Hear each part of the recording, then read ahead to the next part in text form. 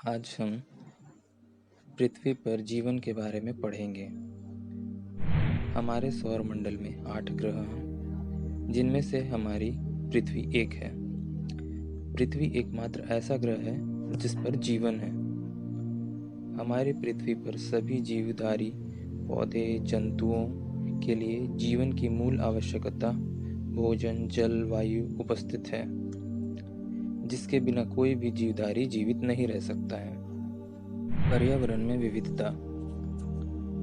जीवधारी भिन्न भिन्न प्रकार के पर्यावरण में रहते हैं। कुछ जमीन पर रहते हैं तो कुछ पानी में। जमीन पर रहने वाले जीवधारी भी कई प्रकार के होते हैं। पृथ्वी पर अधिकतर स्थान ऐसे होते हैं जहां जीवधारियों को जीवन जीने के लिए आवश्यकता वाली चीजें सरलता से मिल जाती है। ऐसे स्थानों पर जीवधारी अधिक संख्या में पाए जाते हैं, किंतु कुछ स्थान ऐसे भी होते हैं जहाँ की परिस्थितियाँ जीवन के लिए बहुत कठिन होती हैं। रेगिस्तान एक ऐसी ही जगह है। रेगिस्तान में चारों ओर रेत ही रेत होती है और पानी भी हमेशा कम रहती है। रेगिस्तान में बड़े छायादार वृक्ष नहीं होते। वहाँ दिन में बहुत अधिक गर्मी पड़ती है। रात में रेत के ठंडे हो जाने के कारण बहुत अधिक ठंडक हो जाती है। इसी प्रकार बर्फीले प्रदेशों जैसे उत्तर और दक्षिण ध्रुवों पर और ऊंचे पहाड़ों की चोटियों पर हमेशा बर्फ रहती है और ठंडक बहुत अधिक होती है। ऐसे कठिन परिस्थितियों वाले स्थानों पर भी जीवधारी रहते हैं, किंतु कम संख्या में। देश के पर्यावरण में विविधता। देश के पर्यावरण में और भी अधिक विविधता पाई जाती है। भारत के 3 ओर समुद्र हैं और उत्तर में हिमालय पर्वत है। हिमालय छोटे बड़े पहाड़ों की एक विशाल श्रृंखला है।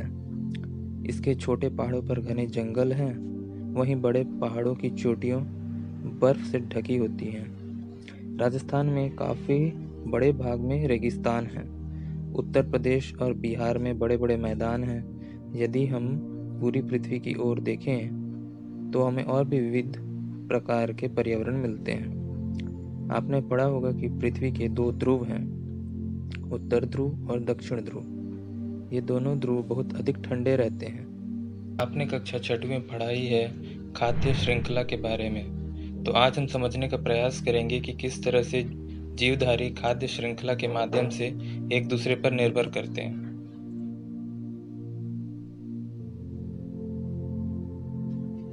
अब आप जानते हैं कि जीवधारी आपस में खाद्य श्रृंखलाओं से जुड़े रहते हैं। खाद्य श्रृंखला की शुरुआत हमेशा किसी पौधे से होती है। आइए अब हम अलग अलग प्रकार के पर्यावरणों की सैर करें और यह देखें कि पौधे और जंतु किस किस प्रकार की परिस्थितियों में रहते हैं, उनके आपस में क्या संबंध होते हैं और जीवन जीने के लिए आवश्यक चीजें उन्हें कैसे और कहाँ से मिलती हैं। यहाँ पर अगर देखें तो घास प्रोड्यूसर है जिसे ग्रासहोपर खाता है, जिसे प्राइमरी कंज्यूमर भी कहा जाता है। सेकेंडरी कंज्यूमर होता है बर्ड, जो ग्रासहोपर को खाता है। जब टर्शरी कंज्यूमर में आए तो जो बर्ड है उसको स्नेक्स खाते हैं, जिसे सांप कहते हैं, और स्नेक्स को आउल, गिद्ध, ये सारे जीव खाते हैं, जो एपेक्स प्रेडेटर कहा जाता है। आप लोगों को लगता होगा कि एपेक्स प्रेडेटर को कोई भी नहीं खाता या वो पर्यावरण में कैसे संतुलन बनाए रखते हैं। तो जब ये एपेक्स प्रेडेटर, जो ईगल, जो क्रोकोडाइल्स हैं, जब ये मर जाते हैं तो वह जमीन में मिल जाते हैं और पेड़ों के निर्माण में सहायता करते हैं खाद्य रूप के द्वारा। तो यह एक तरीके से एपेक्स प्रेडेटर डिकम्पोजर्स के रूप में धरती में मिलकर फिर से पौधों के उत्पन्न होने में सहायता करते हैं।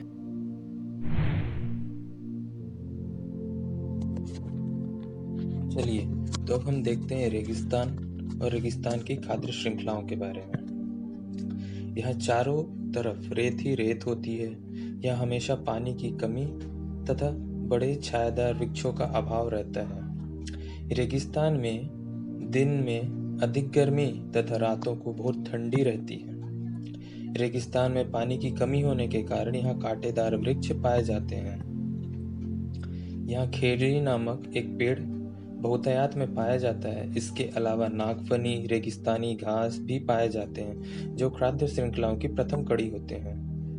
दिन में तेज धूप होने पर छिपकली, चूहे आदि बिल में घुसे रहते हैं और शाम को जब वह बाहर निकलते हैं तो बाज, उल्लू के शिकार बन जाते हैं। लोमड़ी भी चूहे और पक्षी के शिकार करते हैं। तो चलिए अब हम देखते हैं समुद्र की खाद्य श्रृंखलाओं के बारे में। आपको तो पता ही है कि पृथ्वी की सतह लगभग 3/4 भाग पर समुद्र है और शेष भाग में जमीन है। समुद्र में विभिन्न प्रकार के काई एवं छोटे छोटे बड़े बड़े पौधे तैरते रहते हैं, जो सूर्य के प्रकाश और पानी में घुली कार्बन डाइऑक्साइड से भोजन बनाते हैं। पानी में घुली ऑक्सीजन से ये श्वसन करते हैं तथा लवण उन्हें समुद्र से मिल जाते हैं। यह पौधे समुद्र में बहुत बड़ी संख्याओं में पाए जाते हैं, जो खाद्य श्रृंखला की पहली कड़ी के कार्य करते हैं। समुद्र में रहने वाले बड़े बड़े जीव जंतु का जीवन इन पर ही निर्भर करता है। जब समुद्र की खाद्य श्रृंखलाओं के बारे में देखें तो समुद्र में तैरने वाले छोटे जंतु इन पौधों को खाते हैं और इन छोटे जंतुओं को बड़े जंतु और छोटी मछलियां खाती हैं और इन दोनों को उनसे बड़ी मछलियां खा जाती हैं। इन बड़ी मछलियों को उनसे भी बड़ी मछलियां खाती हैं और इस तरह समुद्र में लंबी लंबी खाद्य श्रृंखलाओं का निर्माण होता है। इतना ही नहीं, किनारे रहने वाले कई जंतु समुद्र में पाई जाने वाली खाद्य श्रृंखलाओं पर भी निर्भर करते हैं। भारत के पूर्व में स्थित देश इंडोनेशिया, यहाँ लगभग 13,000 छोटे बड़े टापू व द्वीपों में से एक बड़ा द्वीप बोर्नियो है, जहाँ पर बहुत गहरी विशाल गुफाएं हैं और उनमें करोड़ों चमगादड़ रहते हैं, जो दिन में सूर्य के प्रकाश में बाहर नहीं निकलते तथा रात में भोजन की तलाश में गुफाओं से बाहर निकलते हैं। हवा में उड़ने वाले छोटे छोटे कीड़े, फूल का रस और फल इनका भोजन होते हैं। पर जब यह रात में शिकार के लिए बाहर निकलते हैं तो उल्लू और बाज जैसे शिकारी पक्षी के पकड़ में आ जाते हैं। आवास। हमारी पृथ्वी बहुत ही विशाल है और इनमें विभिन्न प्रकार की परिस्थितियों में पेड़ पौधे जीवधारी अपने जीवन का मूल आवश्यकता जैसे भोजन, जल, वायु की पूर्ति करते हुए रहते हैं। जीवधारी जहाँ रहते हैं वहाँ प्रजनन करते हैं और उन्हें उनका आवास कहा जाता है। जब हम अनुकूलन की बात करें तो भिन्न भिन्न प्रकार के आवासों में रहने वाले जीवधारियों के शरीर की रचना इस प्रकार से हो जाती है कि वे उस पर्यावरण में सरलता से जीवित रह सकें और इसे ही अनुकूलन कहते हैं। जैव विविधता। पृथ्वी पर भिन्न भिन्न प्रकार के पर्यावरण में रहने वाले जीव जंतुओं के शरीर की रचना भी काफी भिन्नता से पाई जाती है। इसे ही हम जीव जगत में विविधता कहते हैं, जिसे जैव विविधता भी कहा जाता है। पर्यावरण संतुलन। आप सभी जानते हैं कि पर्यावरण सजीव और निर्जीव घटकों से मिलकर बना हुआ है। इन घटकों में विविधता होते हुए भी एक संतुलन बना होता है, जिसके कारण हम पृथ्वी पर आराम से जीवन यापन कर रहे हैं।